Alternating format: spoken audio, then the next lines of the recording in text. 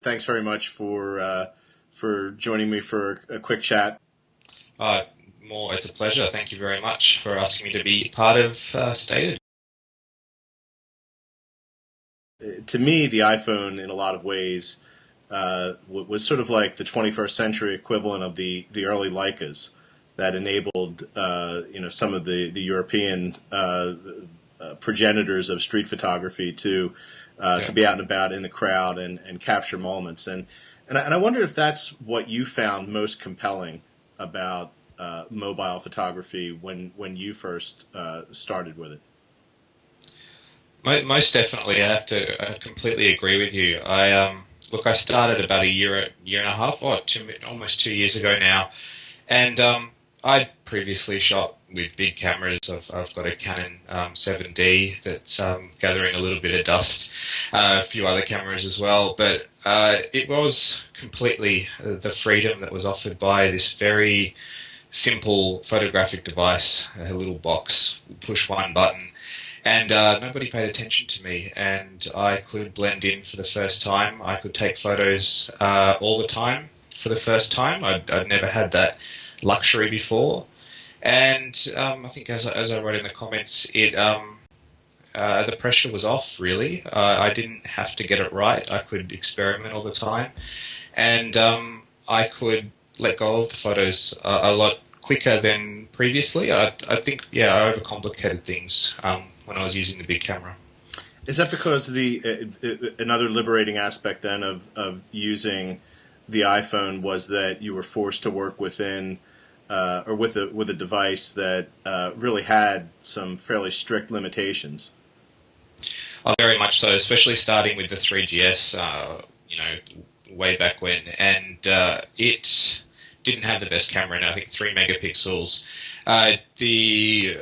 The apps weren't there at the start to kind of give you any more control than what the basic camera app did. So you just kind of had to trust the camera pointer in the right direction and hope that you'd get the right exposure. You learned to kind of deal with those weaknesses over time, but yeah, it was definitely a constrained tool, and I think, yeah, it got rid of all the distractions of having to think about how you wanted to shoot and I could let you just shoot. I think, yeah. I guess somewhat. I almost want to say perversely. Have you seen a set of sort of rules develop for iPhoneography or mobile photography as it's become more popular, as the global movement has grown, and as curated exhibits have taken hold, and more people are approaching it with a much higher level of seriousness. It, Most definitely, I think with every new art form, or however you'd like to call it, movement, discipline, there. Along with that, there are people that want to define what they're doing, want to set certain parameters around how they do it. There's been a hell of a lot of talk over the last few years as to what it is that we do, what constitutes iPhoneography, and now I think as it's moving towards more of a mobile photography kind of term in general, I think, yeah, I've hit up against people who are very strict in the rules that they apply to what they term an iPhoneography image. And it all has to be taken, processed, uploaded off the phone. I'm not. Look, I do that anyway, simply because it's easier. But I'm not going to hold it against somebody if they import it into Photoshop, do a quick touch up, and then kind of upload from there or print from there. Look, if I print any of my images, I need to get them onto a computer in order to do the size adjustments to get them onto paper. So there's at some point that you always have to jump off the platform in a way. It's just, I guess, how much is on and how much is off. But yeah, I'm not too much of a purist, really. So for most serious mobile photographers, Misho, is the end goal still a very high quality print, or is there still a number of people who are most interested in publishing their work online as opposed to ending up with some tangible object? I think it's a bit of both. For me, I just want to take the best image that I possibly can, and an extension of that is to be shown in a conventional kind of gallery setting. So, but that's me being still whether you call that kind of an old school thinking about what photography is. But I know a lot of people who have come into mobile photography are fresh. They're new to the whole discipline, and the mobile phone is their first real device that they've used to capture imagery. And as a result, they are a lot more comfortable with online. That makes sense to them. It's a lot easier way of getting your work out there, of getting positive feedback, and of gaining a degree of recognition for the work that you do. But for me personally, I still very much enjoy the process of making prints, putting them on the wall, and watching people interact with the image face to face. That was probably the most exciting thing that I did last year, was actually have an exhibition and see the tangible the kind of real life print and people staring at it. It was good. It turns out that you and I actually had some photographs in the same exhibit about a year ago in Philadelphia at the MMS Gallery show. Ah, yes. I submitted a few into that one. Yep. I looked back over the list of photographers and works, and I think I found 4 or 5 of yours, and just that was an interesting experience to see actually on the opening night a very crowded gallery of people commenting about just how good the quality was of these small 5x7 prints, and so it was really interesting to be part of that. And that's one of the things that prompted that question about printing. In terms of artistic goals, broadly speaking, do you find moving beyond just the idea of producing a print from photographs taken with the mobile phone, do you feel that the goals of most of the mobile photographers that you interact with, communicate with on a regular basis, do they really generally correspond to goals of what we might call, again, big camera photographers, or photographers who are working in more traditional with more traditional equipment? I personally have been seeing a clear separation between the people who are happy to continue to shoot on the phone, to share on Instagram, to share on Flickr less and less. That platform has kind of lost its relevancy, I feel, at the moment. But that's another point. And the people that I've been kind of working with closely, the MPGs, the guys who that do lo-fi mode, Kochi and Constructivist, and a whole bunch of other, Keith Weaver in Atlanta. There's a lot of guys who are taking it very seriously and who are exploring opportunities as to how we use the technology to tell better stories, get the work out there in different ways. Look, and I think it's still very much a exploration process. I don't think many of us have done anything too extraordinarily new, but that's a challenge in photography to kind of take that next step. But I do think that we are trying to do to take that next step as actual artists, I'd say. Yeah.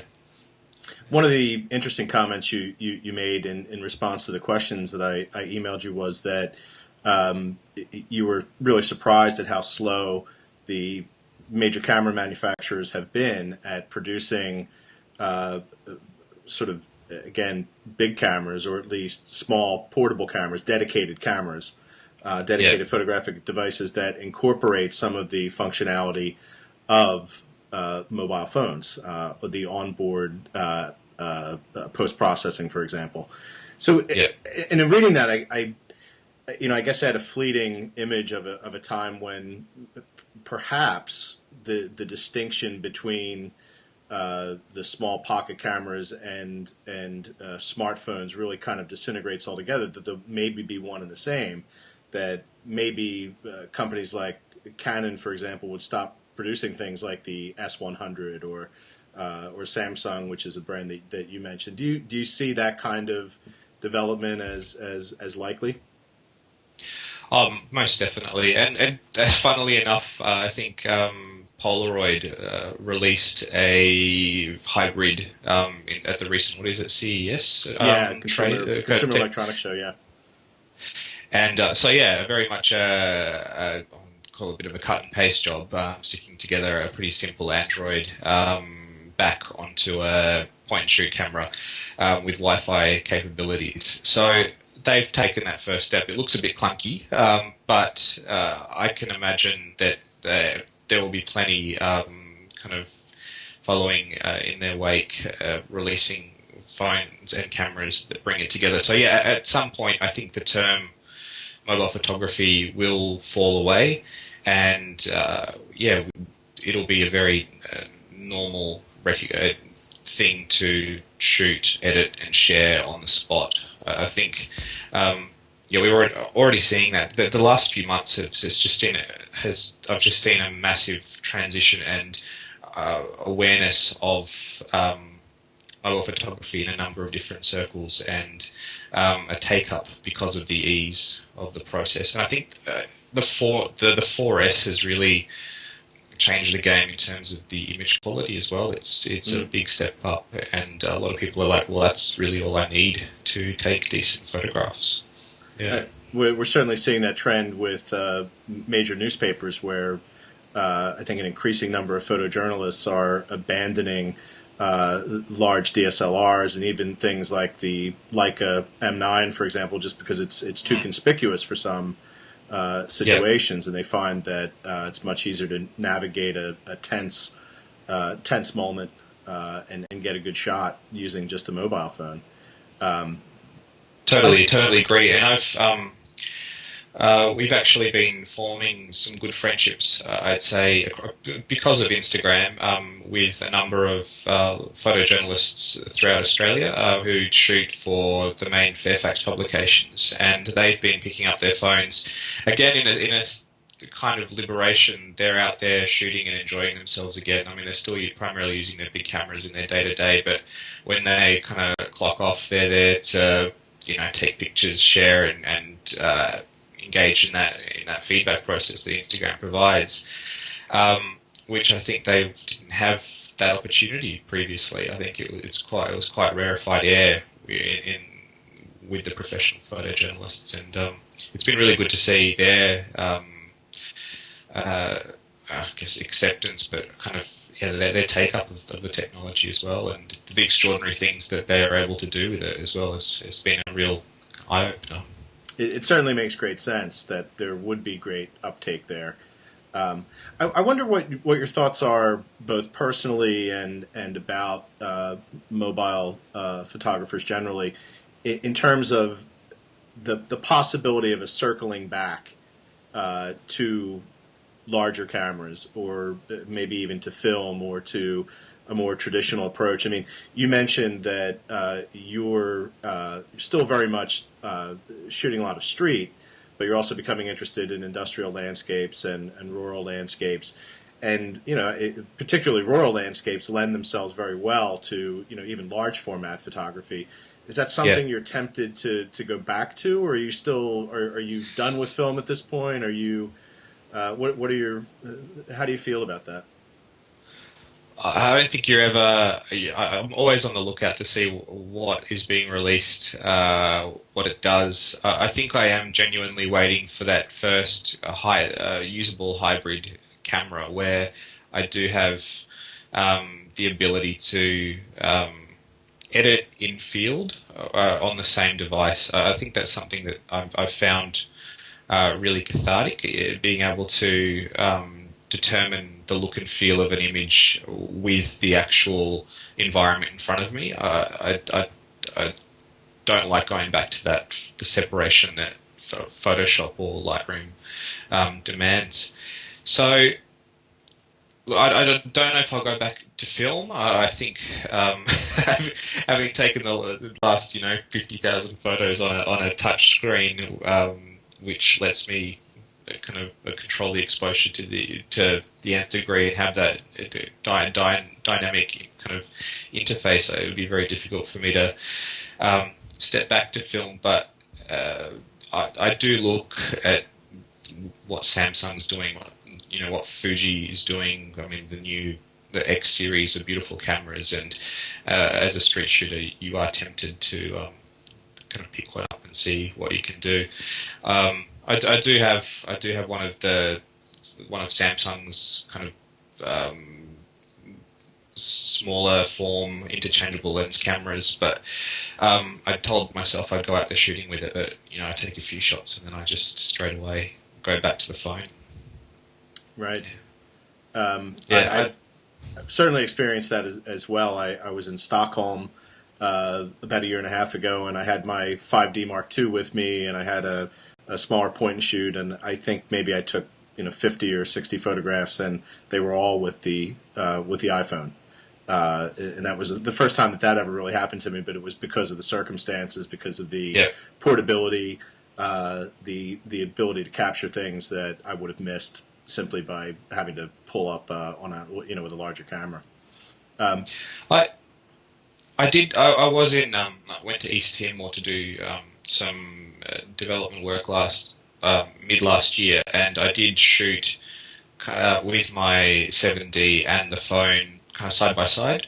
So I'd carried both, and it's depending on the situation, I'd kind of use one or the other. If it was close up portraiture, and I'd kind of already established an interaction, that I'd pick up the Canon. But for that more relaxed wandering the streets, I just found the phone to be a better device. So I think I'll continue to explore that the bringing both cameras together when I'm doing more kind of narrative based work. So yeah.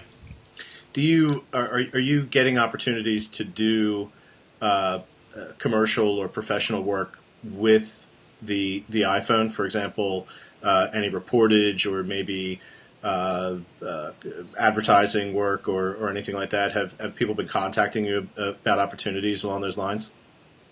Not at this stage in terms of commercial work. A lot more still in terms of the sharing of the knowledge of the use of the phone. So workshopping to be part of the television shows on the phenomenon, but not in terms of the actual. Like I get asked to submit my photos for certain or printed magazines, like Radiate magazine that was released last year, first issue of kind of high quality street from around the world. Only mobile shooter in that one, so that was good. But yeah, no, not commissions at the moment. Yeah. You mentioned that's all right.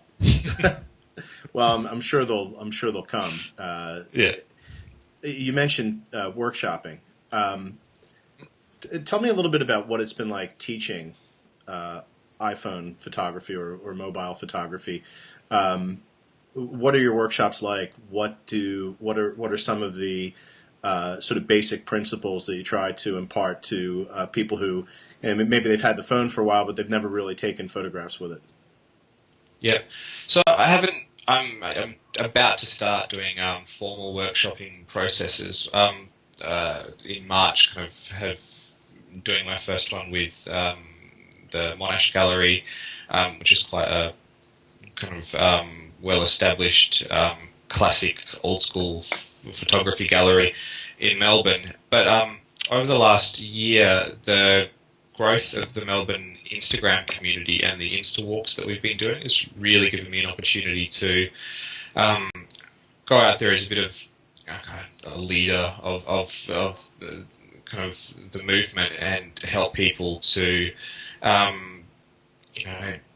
think about what they enjoy shooting, work with them on a few of the basic photo taking apps like Pro Camera, help them with basic things, exposing them for highlights, keeping the camera still, exploring why they enjoy taking photos of certain things and working from there. And then on the back end, basic editing through something like Snapseed or FilterStorm. I'm not an over app user. I'm very subdued in the way that I process. I like to keep it as natural as possible, unless it's a conversion to black and white. So it's very much looking at the intent of the photography, helping them take the photo, and then just basic editing for me. So it's a really simple kind of 3-step process. You mentioned simplicity, and I think that's definitely a very attractive quality of your work, along with the richly saturated colors and the deep shadows. And I for me, in looking at a lot of your photographs, I think of some of the lesser known work of like Harry Callahan, for example. And it really is a striking contrast between photographs that you've taken and some of the ones that you see that have been run through maybe 3 and 4 different apps and with various different filters applied, so that they become almost photo illustrative rather than photographs.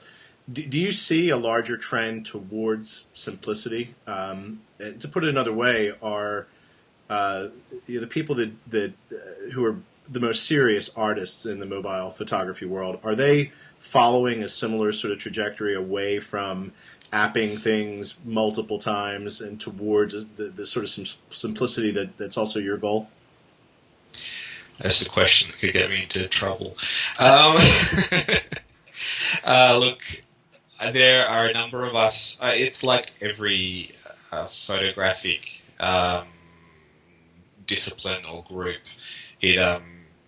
It breaks away in different ways, and as the medium's maturing, people are finding their own groups and the things that they love about photography. In the same way as in contemporary photography, you've got your landscape artists, you've got your street shooters, you've got your commercial artists. In mobile photography, there are exceptional naturalistic documentary shooters, street shooters, but on the other hand, there are also exceptional exceptional photographers that are using apps in very interesting ways. And a good example of that is Richard Hernandez, Kochi, who has got a massive following through his kind of deconstructed apping process that he uses, and he's extremely giving in sharing his process, how he does it. He's always got a very clear vision in terms of the image that he's creating and the words that he associates with that image. So I can't say that one is better than the other. I know that I naturally am drawn to one kind of photography, but I have tremendous respect for the people who are using the apping and the app stacking very well. So, yeah. Diplomatic response. Very diplomatic response. One of the questions that we had left over for our call today was about what you described as the collaborative nature of the mobile photography movement. And I really wanted you to talk a little bit more about that and what exactly you meant. In what ways, for example, are mobile photographers actively collaborating? And perhaps we can segue from your answer there into talking a bit about the mobile photo group of which you're a part. Yeah. I think the whole reason I've become so obsessed with mobile photography is because of the interactions that I've had with who I previously saw as extraordinary mobile photographers who have all become very good friends. We're sharing on a number of different platforms. Previously Flickr, now more Instagram. We've all got our blogs that we run. We're always sharing ideas across each other. I see people doing fascinating collaborative things. Ekbeng Chia in Singapore has done some exceptional stuff with Instagram in terms of the Singapore Instagram community, and is using IG as a kind of very well curated photo crowdsourcing tool. So he's finding very good Singapore photographers bringing together and doing almost pop-up exhibitions of work, and I find that fascinating. And I'm trying to do something very similar with my Instaburg concept that I'm running with Oliver Lang, who's another MPG member, and I've kind of thought to myself, well, we've got IG, there's a hell of a lot of people taking photos. Let's come up with a bit of a niche subject, Australian kind of suburban life.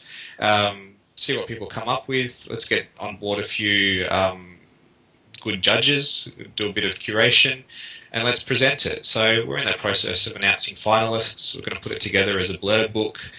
And we're going to do a little bit of a celebration of suburbia, and I've just been blown away by the quality of work that has come through. So I think it's that ability to just source imagery from around the world in such a rapid, dynamic way, and it's been fascinating to witness it. But more and more, it's that the role of curation that I find really interesting in that process, because there is just so much imagery, and curation can be difficult because you can hurt people's feelings as well. Sure. Is curation part of the overall mission of MPG? Is that something that you've talked about from the start, or is it something you see as part of the group's role moving forward?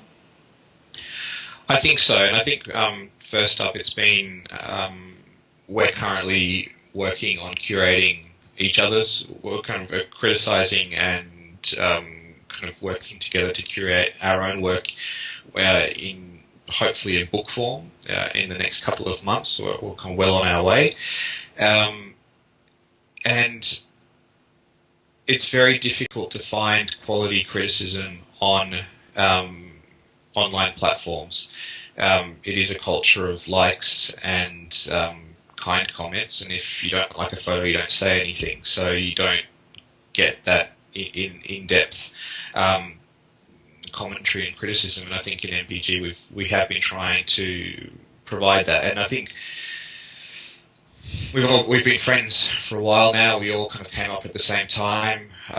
We all seeing the world, I wouldn't say in similar ways, but we all approach photography in similar ways, and through that kind of comfort level, you can then start to kind of take that next step and tell people why you don't like this stuff. Sure. Yeah,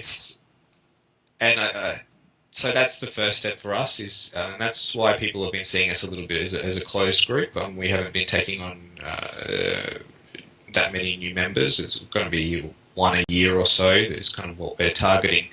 But it's probably for our development, and then that next step is to present the best quality work and to start sharing our knowledge to help others as well. But that'll be the next kind of second half of the year. I think we'll take that next step. So the group, it sounds as though the group sort of sprung up spontaneously just based on the friendship you've had with these other photographers, and it seems like maybe you're sort of growing just organically, really. That there isn't a specific manifesto behind the group, for example, or it seems as though you haven't thought in sort of like a magnum way about issues of representation or licensing or commercialization. It's really at this point more for you to share ideas and criticism with each other within the group. Exactly, yeah. I think the other things will come in time, but at this stage, everyone's people. We give me a second to try to think. Everyone's taking it very seriously, but we all have obviously limited time. There are people with other careers as well, so it really does give us a bit of an escape to talk to each other and to work on ideas together. And we could be doing it a little bit better, but I think it's been a good start, and it has been very much a departure from what we've seen a lot of on in mobile photography circles, in online photography in general, is that kind of start a group, ask everyone to come along, and then have a big party. And we really want to build on the relationships and start to work on the ideas to kind of present cohesive work, I think. Yeah. So in just sort of putting a code on our discussion, Misho, I wonder if there are any sort of concluding thoughts you have for folks who might watch this video and read the interview, specifically about people who may be involved in photography at some level, but who haven't tried their hand in any serious way at mobile photography. Where should they start to find inspiration? What would be your advice, really, to people who are just starting out about how to first discover work and then begin to share their own work? Obviously, you could always start with checking us out on MPG. It's a good start if you're into street and documentary work. All our individual links are up there. The 11 of us, we're all scattered around the world, and everyone's off doing very interesting work on their own, and looking at bringing that together, obviously. I am a big fan of Instagram, I have to say. It can be a little bit difficult to start off. If you're a quality photographer, you can. I mean, when MPG is on Instagram, you've got other groups like We Are Juxt, which has started up in the last kind of 2 months. We're also looking at curating quality work and telling good stories. I know that Webstagram runs a blog.